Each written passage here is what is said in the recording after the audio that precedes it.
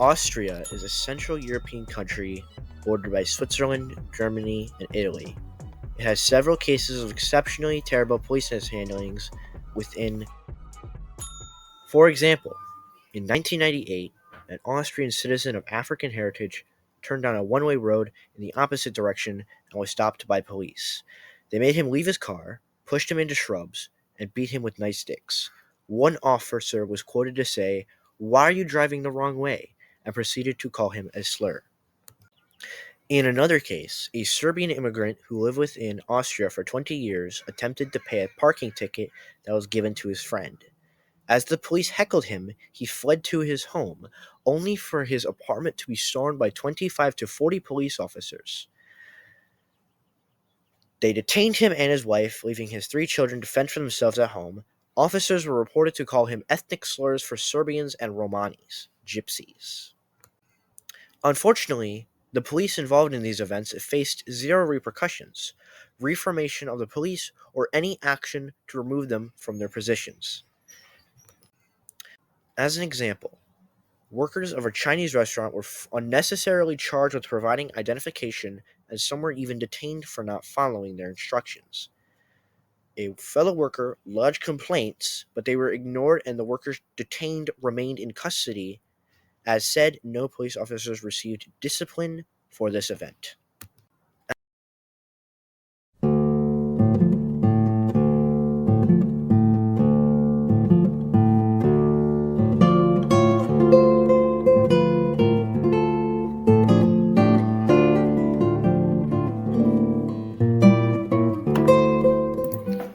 Italy is the 10th largest country in Europe but has the 8th most cases in police brutality. For example, there is a case where the government were protecting the police for their actions that they did towards the rioters by shouting at them, "Son of a..."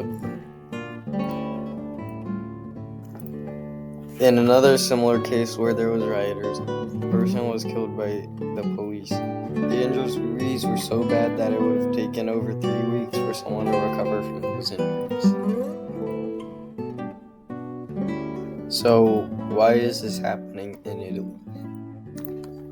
One of the reasons is because Italy does not have a composite law governing the police's uses of force.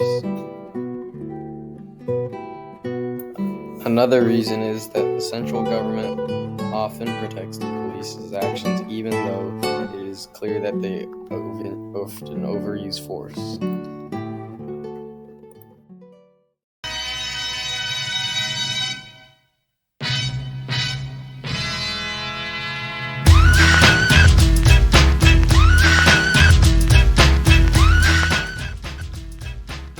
Ireland has always had a complex relationship with the police. The Irish War for Independence was unique in that the IRA was actually fighting the occupying British police force half of the time. In December of 1920, British police burned an entire town to the ground. Needless to say, many were affected.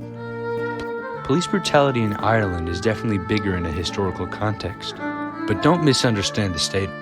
Police brutality is still present in the country, but its form is mainly in unethical riot control.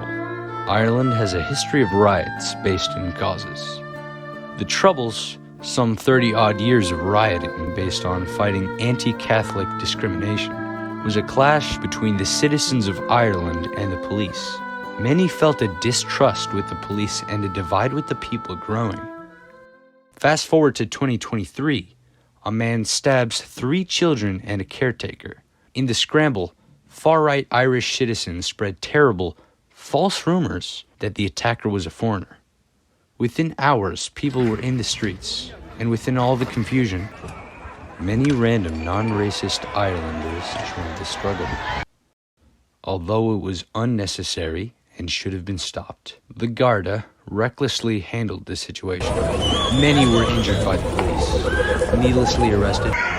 Reports and video evidence of chokings, beatings. In a later statement, the Pres of Sinn Féin, Mary Lou MacDonald, said, and I quote, "There was a public policing failure to keep civilians safe," and also claimed an utter and complete lack of distrust for the Garda Commissioner of Police. and stated that people do not feel safe in the Dublin town square.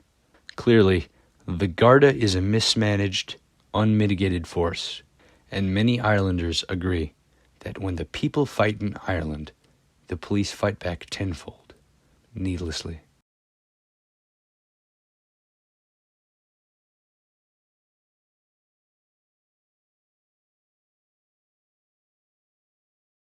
For the extra credit, I sent an email to the White House and I signed up for volunteer spots at Campaign Zero by putting my email and phone number on the website.